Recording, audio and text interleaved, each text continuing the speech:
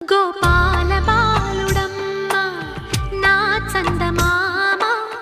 పదే పదే చూసుకున్న తనివి తీరదమ్మ రారా కన్నా కడుపారా కన్నా నా చిటికెలు వింటూ